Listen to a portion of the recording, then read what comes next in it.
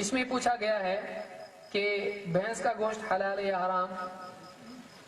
دیکھیے، امام ابن المنذر نے اپنی کتاب الاجماع میں، ان کی کتاب ہے ابن المنذر کی الاجماع، اور بھی کتاب ان کی ہے الاوسط بھی کتاب ان کی ہے، اس میں انہوں نے کہا ہے کہ اس بات پر مسلمانوں کا اجماع ہے کہ بھینس گائے کے حکم میں ہے.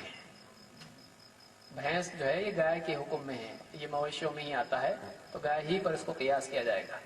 تو اس اجماع کو ہم مانتے ہیں. اب جو آدمی نہیں مانتا ہے اس سے آپ جا کے کہیے کہ آپ بتاؤ.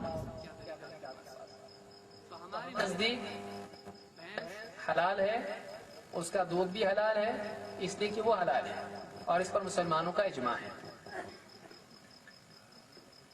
اور دوسری بات یہ کہ چیزوں میں ایک اصول ہے، اللہ نے ساری چیزیں ایمان والوں کے لیے بنائی ہیں، تو اصل چیزوں میں اباحت ہے، اصل اس میں حلال ہونا ہے.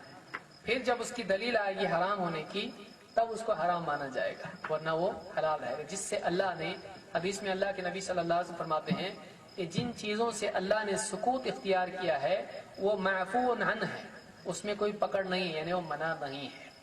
تو بھینس کے بارے میں آپ کو کوئی دلیل ملی بھینس حرام ہے تو اس حدیث کی روح سے معلوم ہوتا ہے کہ بھینس کے بارے میں ممانعت کی کوئی دلیل نہیں ہے، لہٰذا اس کو حرام کرنا اللہ اس کے رسول کے مقابلے میں اپنی طرف سے شریعت بنانا ہوگا. تو اس حدیث سے بھی بھینس حلال ہونے کا ہم کو دلیل ملتی ہے، جس میں آپ نے فرمایا کہ جس سے منع نہیں کیا گیا ہے یا جس پر اللہ کی طرف سے کوئی حکم نہیں آیا وہ معاف ہے.